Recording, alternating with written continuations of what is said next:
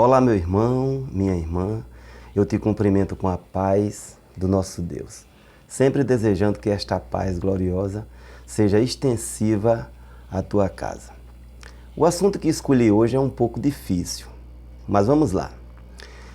Sempre que eu exponho um tema ou um texto da Bíblia, o objetivo é extrair a intenção do autor, não fugindo do contexto, prezo pelo contexto, procurando manter a coerência e o bom senso e utilizando as regras de interpretação.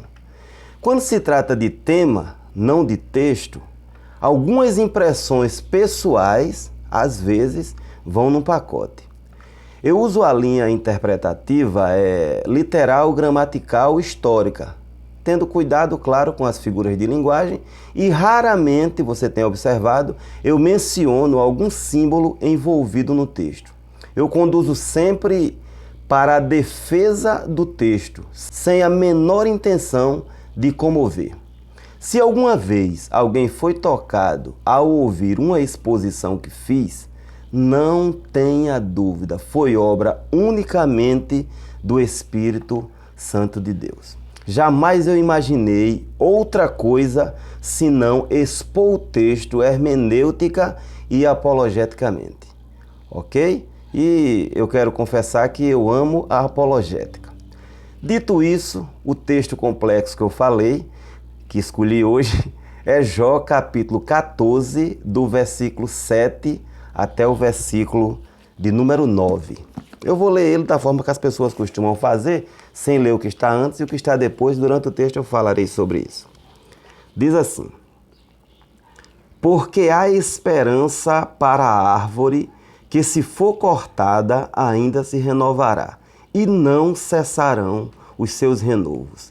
Se envelhecer na terra a sua raiz e morrer o seu tronco no pó, ao cheiro das águas brotará e dará ramos como a planta.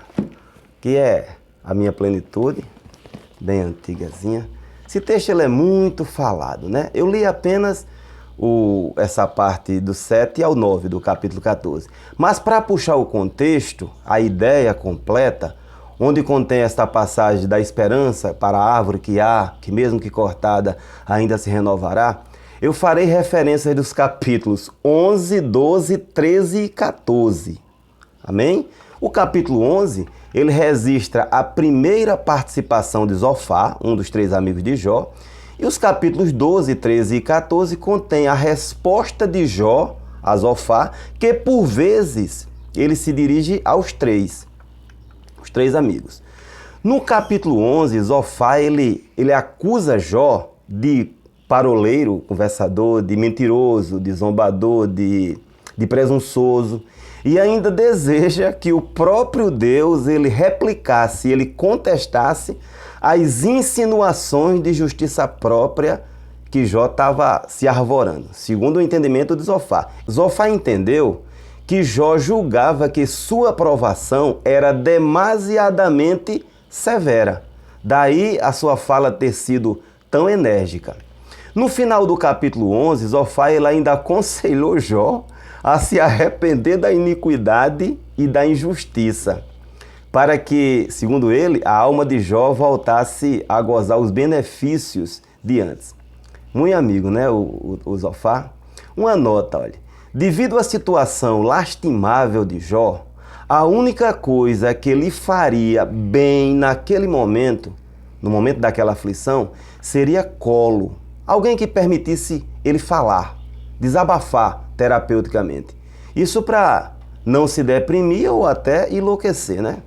Caso o seu ouvinte ele viesse a abrir a boca, as palavras dele deveriam ser, como disse o filósofo, melhores do que o silêncio.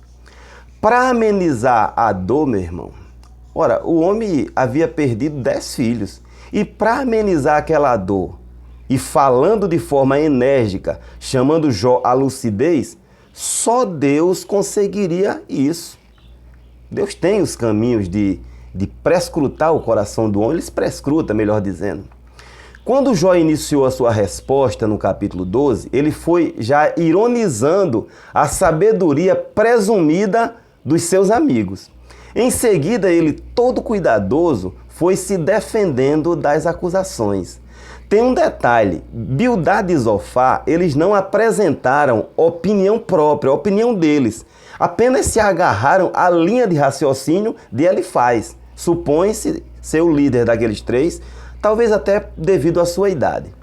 Jó, ele manifestou o desejo que, de fato, ele gostaria que o Senhor atendesse à vontade de Zofar e viesse ao encontro dele para lhe apresentar o seu pecado. Mas Jó deixou claro que ele permanecia confiando em Deus. No capítulo 14, Jó ele entrou no campo da fugacidade ou da rapidez, da efemeridade da vida humana. Mas ele falou de uma forma bem racional, amparado na teologia da sua época, acerca do que se sabia de vida após a morte. Foi nesse ponto que Jó falou a expressão Sheol, que aqui é traduzida por sepultura. Tem várias traduções, esta palavra de origem hebraica. Refletia então ali, ele em falando isso, o seu desejo de morrer, devido à tamanha aflição que ele enfrentava. É uma coisa muito compreensível, salutar. Perdão, não salutar, mas compreensível. Mas desde que, o desejo dele era morrer, mas desde que antes pudesse ouvir do próprio Deus qual teria sido o seu erro para lhe ser cobrado um valor tão alto. Ele de fato falou isso aí. Uma vez que pessoas piores do que ele, eu posso até exemplificar os que estavam ali na frente dele, gozavam as bem-aventuranças da vida. Deus ele estava, meu querido, lapidando o caráter de Jó. Jó vivia numa sociedade que era atolada na ilusão da troca de favores com Deus, como se Deus precisasse de alguma coisa do homem. E não precisa, Deus é pleno, completo. Jó estava tão envolvido naquela sociedade, naquela cultura teológica, ao ponto de fazer menção, se você for observar, da justiça própria, da justiça dele, apresentar o que ele fez, no momento do desespero, querendo se defender até. O plano de Deus em conduzir Jó para este caminho deu certo. Devido à aflição, teoricamente imerecida, Jó ele começou a vislumbrar, entendeu? Que essa tal teologia do interesse usada na época, não com esse termo que eu estou usando, era uma teologia e é falsa. Foi aí, meu irmão, que os seus amigos, eles não conseguiram entender uma ideia tão absurda, do ponto de vista cultural, claro, apresentada por Jó.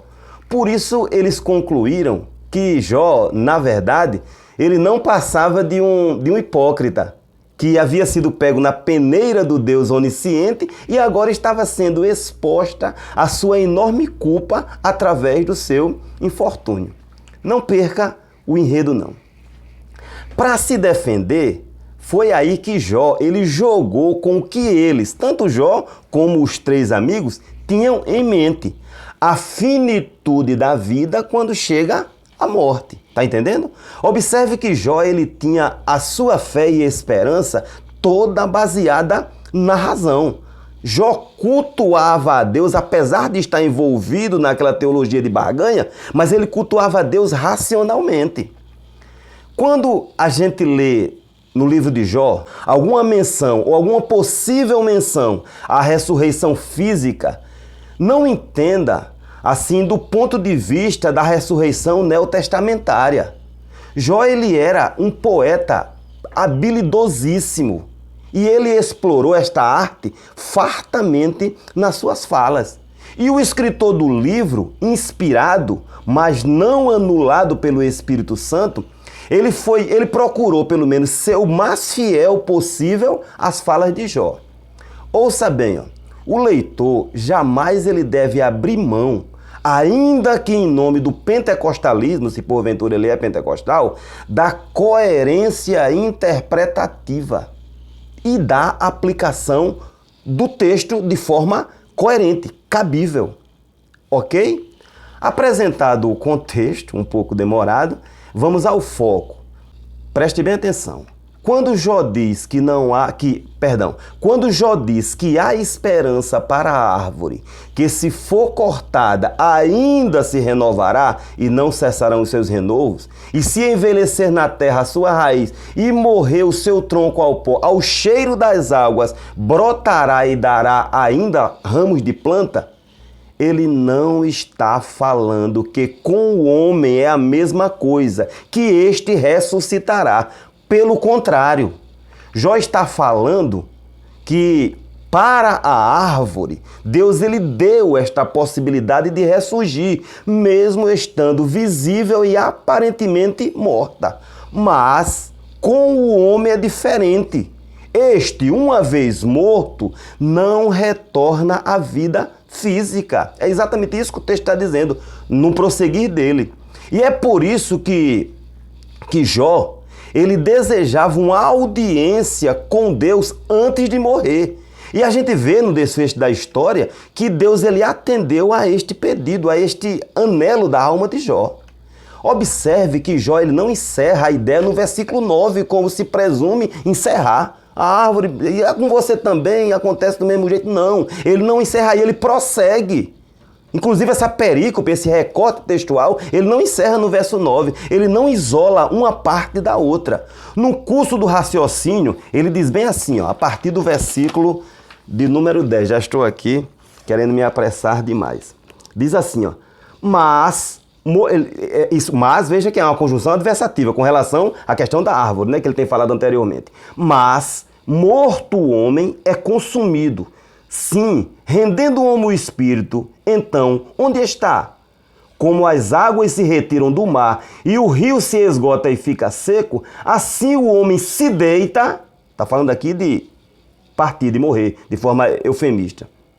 Assim o homem se deita e não se levanta, até que não haja mais céus, não acordará, nem se erguerá do seu sono. Prestando bem atenção. Quando lemos a expressão até que, a gente sabe que é uma referência a tempo, a espaço, né? Sugerindo que chegará um tempo em que não haverá mais céus.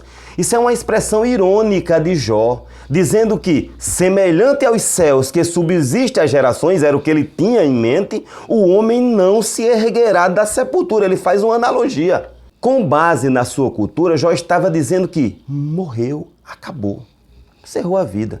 Em seguida, Jó começou a sonhar, sabe, a vislumbrar um sonho. E ele se expressou, meu irmão, de uma forma riquíssima em poesia. Veja só o que está contido no versículo 13 até o 15. Diz assim, tomara que me escondesses na sepultura e me ocultasses até que a tua ira se desviasse e me pusesses um limite e te lembrasses de mim. Morrendo o homem, porventura tornará a viver? Todos os dias do meu combate esperaria, até que viesse a minha mudança. Chamar-me-ias e eu te responderia. Olha o fechamento. Afeiçoa-te a obra de tuas mãos. Ouça bem, preste bem atenção. Se é para elevar o meu ânimo, ou elevar o ânimo de alguém, eu preciso me agarrar nessa parte do texto que mostra o servo de Deus, mesmo em meio a provações severíssimas, se agarrando na esperança de ter uma audiência com Deus.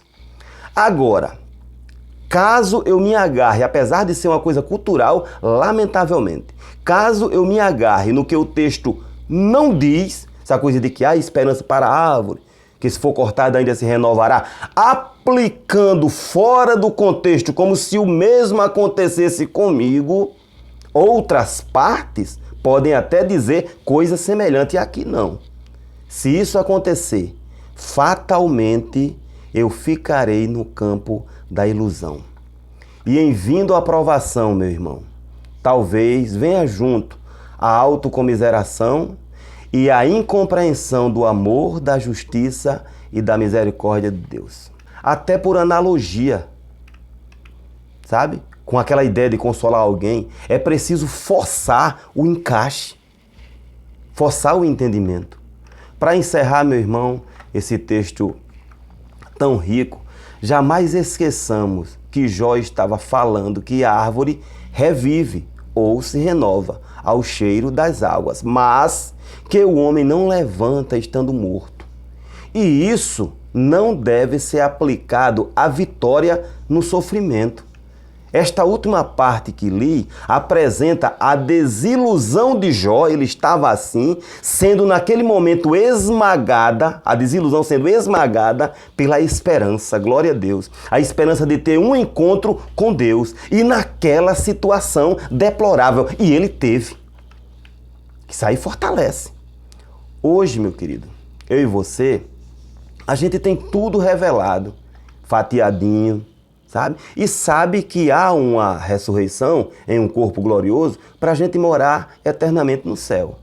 Mas Jó não, ele vivia numa cultura de espera do Messias e nem era na dimensão em que o Novo Testamento expõe o Messias. Não, irmão Gilvan, mas a condução do Espírito, o Espírito não anulou ninguém para escrever, inspirou, mas não anulou. Jó vivia numa cultura em que ele e os seus esperavam o Messias e nem era na dimensão do Messias que é exposto no Novo Testamento. Eles não esperavam Jesus dentro de um reinado espiritual, não, era um reinado físico. E eu digo isso para você, meu irmão, analise com cuidado tudo o que você acaba de ouvir. Também leia mais uma, duas, quantas vezes for necessário o livro de Jó. Explore com cuidado os capítulos 11, 12, 13 e 14. Agora, sem pescar partes, buscando uma conveniência ou ir porque todo mundo vai. E se agarrar no contexto, jamais desprezar o contexto, ao todo da ideia. Se você desejar, meu irmão, minha irmã, faça pergunta nos comentários deste vídeo, que eu terei a maior satisfação em responder. Eu não sou de discutir, mas em responder um texto, até no privado também, sem problema. E eu quero lhe desejar que fique na paz do Senhor e saiba que se o Senhor decidir lhe tirar ou me tirar de uma aprovação física ou emocionalmente esgotante, Ele assim fará. E isso não depende do fato dele ter dado para a árvore a capacidade natural de ressurgir, esta estando aparentemente morta. Ele fará por conta do seu amor e da sua misericórdia. Amém? Fica na paz.